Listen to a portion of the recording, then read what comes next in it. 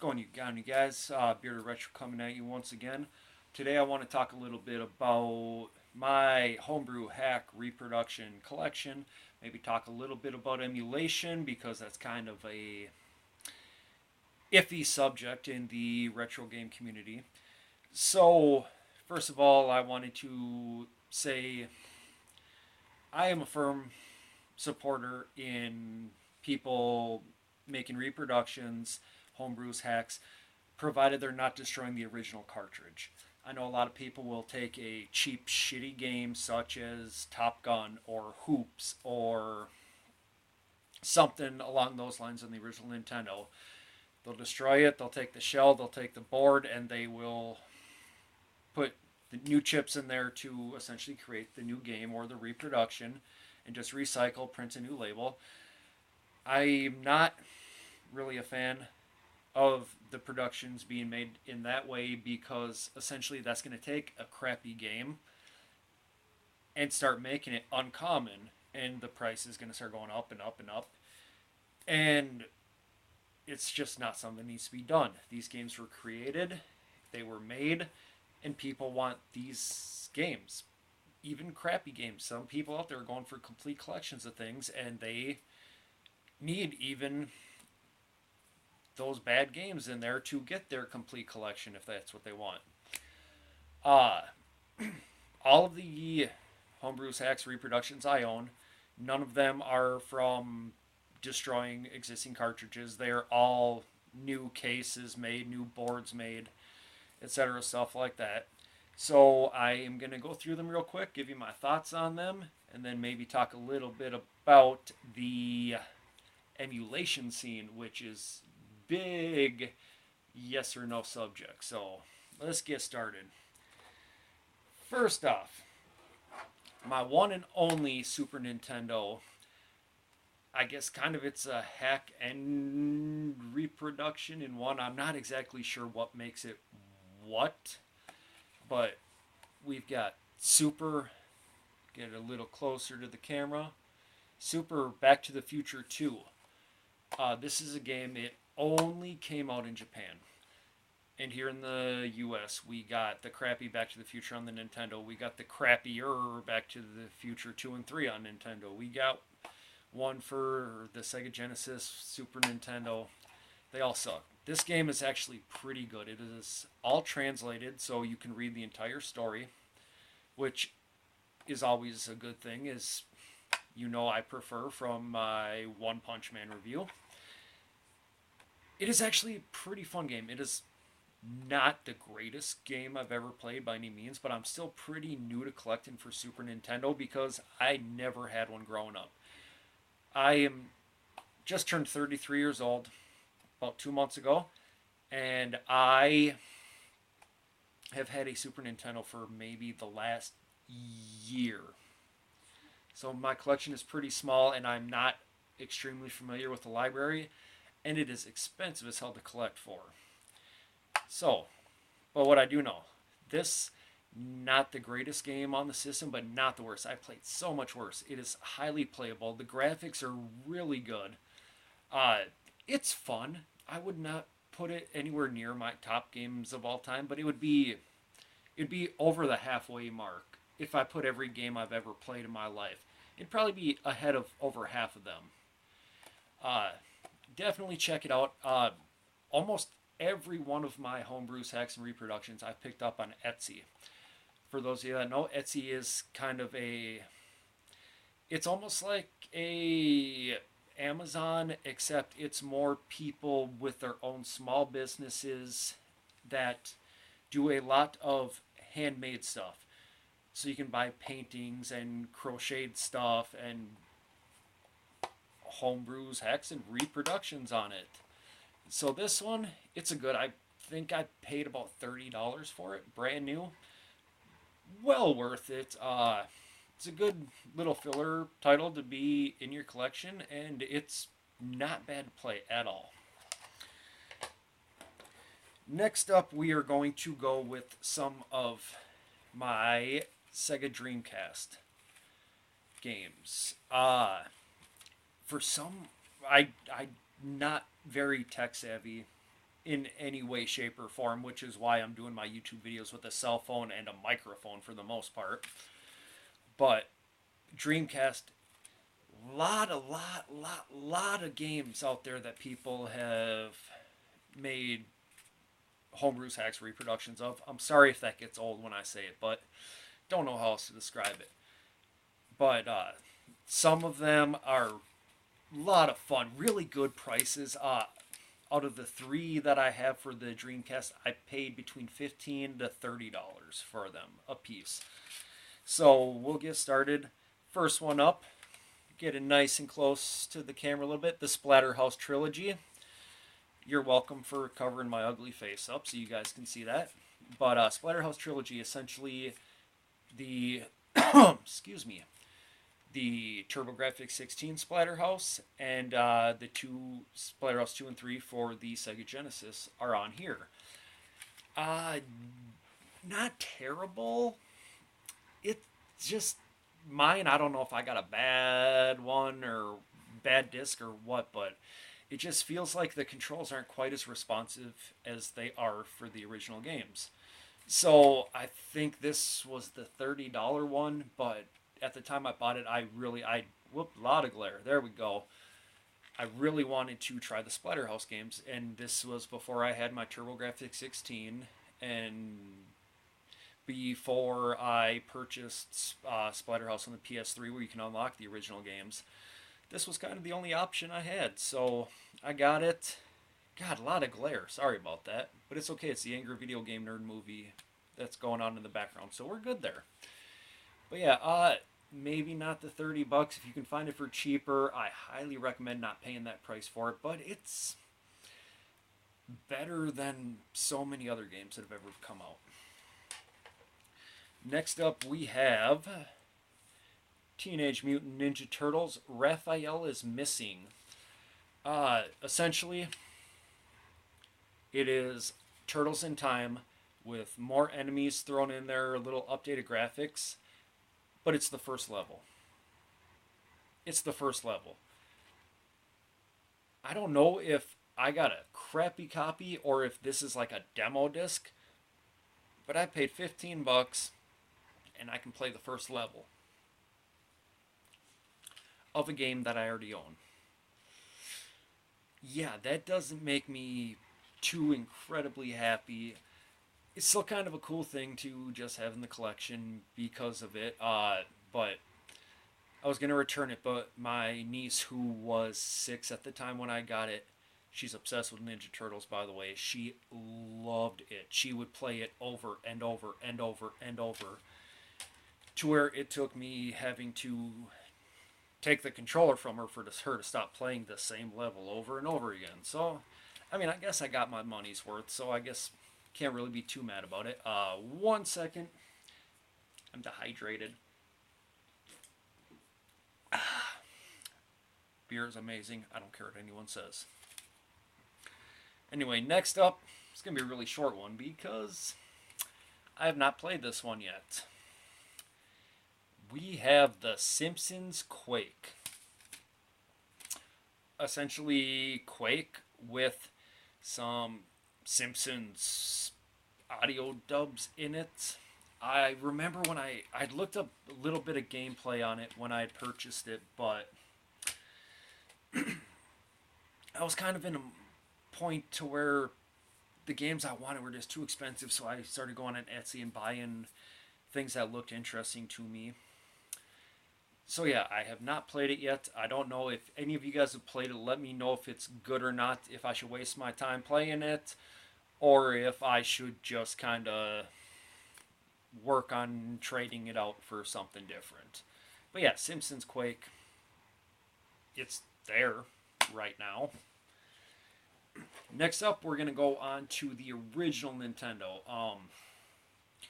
Original Nintendo is such a fantastic, phenomenal console. It is one of my biggest collections I have, which still isn't that big. I have 90 games for it, maybe, but it's a lot of nostalgia going on. And with the Nintendo, well, I'll wait a second until I get to that one, and then I will explain it. So, real quick, the Nintendo games we have. First up is another game that only came out on the Famicom.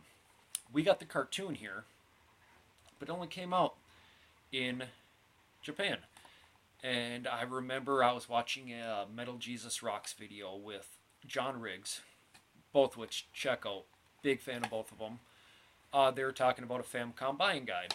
And this is one of the games they brought up, and it looked like a blast. And I remember the cartoon from my childhood, so found it on Etsy. I think I paid $40 for it, but it has easily turned into one of my favorite games on the system. Game is, see if we can focus it a little bit, Samurai Pizza Cats.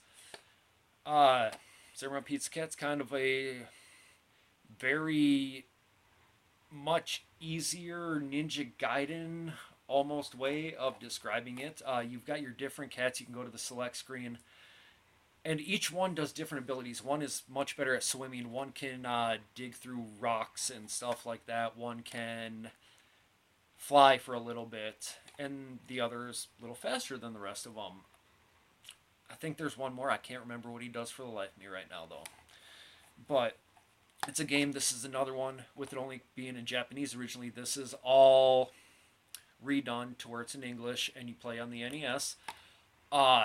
Works wonderfully on the. I've had it working on my Retron 5, my other NES emulating systems. Not emulating, but clone systems. That's the word I'm looking for. But a lot of fun. I highly recommend checking this out. I have a blast with it. I play through it and beat it every time I put it in, and I will start it over again if I'm in the right mood. So definitely one to keep in mind if you're looking into purchasing hacks, homebrews, reproductions, etc. So keep an eye out for it. Next up, technically it's a hack, but it's kind of a homebrew at the same time. God of War on the original Nintendo. Essentially, it is Rygar, except the sprites are made to look like God of War characters. I'd never played Rygar before. I learned this later on from seeing gameplay footage of things and reviews of different things, but a lot of fun. Pretty difficult. Not that great at a lot of unfamiliar games, but I'll still play them and I'll still try them, and if it catches my attention, I will keep going on it. But yeah, a lot of fun. Definitely check it out, especially if you're a fan of the Rygar games. It's kind of cool seeing Kratos going around with, killing crap in 8 bits. Next up is one, if you want to get this game, at least my version, it only works on my original NES. It does not work on any of my clone systems at all. But game, a lot of fun. That is Fat Cat's Revenge. Fat Cat's Revenge, essentially, it is a Chip 'n Dale 3, but it is a much more difficult version of Chip 'n Dale. Really hard. It's a totally new game, and it just kicks my ass every time. I think I've made it to like the second or third level on it before I've just got my butt kicked. But if you're a big fan of the Chip 'n Dale games like myself, definitely one to check out. Well worth it. I think it's another one I paid $30 to $40 for maybe, but it's a whole new experience for a retro style game, which is cool, and it is challenging as hell. So go ahead and check this out. You will not be disappointed. Next up is a reproduction, 100% reproduction. This game, I will never get in my collection in any way, shape, or form. This game, it's a shame how rare and expensive it is, because it is a game that everybody should get the joy and pleasure of playing sometime. One of the funnest games on the system. Probably, I'd put it in probably my top 20 favorite games on the system. So much fun. But that game is Little Samson. Everyone knows one of the rarest, most expensive games on the console. A game everybody wants, but 99.99999% of us will never even see a real copy unless you go to a convention, let alone play or own a real copy of it. Definitely well worth 40, $50, whatever it's going to cost you on Etsy. Just so much fun. If you don't have any money to spend it on Etsy, go with emulation. The way I look at it, with emulation, the guys that created this game aren't losing a penny if you get it for free. You can go to a retail shop and spend $1,000 on it, or you can emulate it for free and be good to go. You're not losing anybody any money except for the people that are going to try to make a fortune on it. And rightfully so, because they can get a fortune for it. Definitely one. Check it out. Put it on your Retro Pi. Download it onto your PC. Whatever you got to do. Definitely Little Samson, a must for every gamer to try. And last but not least, we've got a game from Atari Age. The only hack homebrew reproduction, whatever, I've not bought off of Etsy. 1 second, real quick. Dehydrated again. Anyway, this is a game that is probably one of the most famous homebrews ever created for the Atari. Came from Atari Age. Regularly, I think it was 30 or 40 bucks. If you get the case and the manual, they put it up to 60 bucks total. I did a case and the manual because it just looks amazing. But that game, Halo 2600. Obviously, not the greatest graphics because it's for the Atari, but just so much fun. They utilize so well the one button and the joystick and did such a fantastic job of it. I mean, the case is just beautiful. You know, you got the background with the little pixels and everything on there, little screenshots. Well worth paying $60 for. My Atari collection is not that big, but this is probably one of my 3 favorite games I own for the most part. Seriously, I think the only ones that take precedence over it are the arcade Popeye, just because I love that game so much, and Gremlins, and then Halo 2600. Definitely phenomenal, worth every penny you can play on it. You can pay on it. My bad, now I want to go play this game. But anyway, you guys, I'll quit rambling on. Right after, real quick, I want to talk about emulation. So many people hate emulation. You shouldn't be able to play games for free. You shouldn't be able to take these ROMs and be able to put them onto a SD card and play them on a system. You know what? I will not emulate new games at all. I won't emulate stuff for my PS4, my PS3, my Wii U, my Switch, my whatever. Any of the newer stuff, I won't emulate. But if I want to play stuff on my Nintendo, for Super Nintendo, for Sega Genesis, for Sega 32X, which I will never buy one of, I will emulate them. Because I think, everyone should have the opportunity to play these games. And I'm sorry, these manufacturers are not losing a penny because they're not putting them out anymore. I'm not taking money out of their pocket. If they aren't going to supply it, I'm going to find other ways to get it and play it if it's something I want. So, anyway, I've rambled on for almost 20 minutes now. Damn. But anyway, guys, Bearded Retro 84 coming at you. I hope you enjoyed this video. Make sure you like, comment, subscribe. If you guys are interested at all, lately I've been doing a lot of live streaming on Twitch. Twitch name, same as the channel, Bearded Retro 84. I will be live streaming again tonight and most nights, but check me out on there too if you want to. Anyway, I'll quit rambling. Guys, remember, like, comment, subscribe, and more to come later. Peace!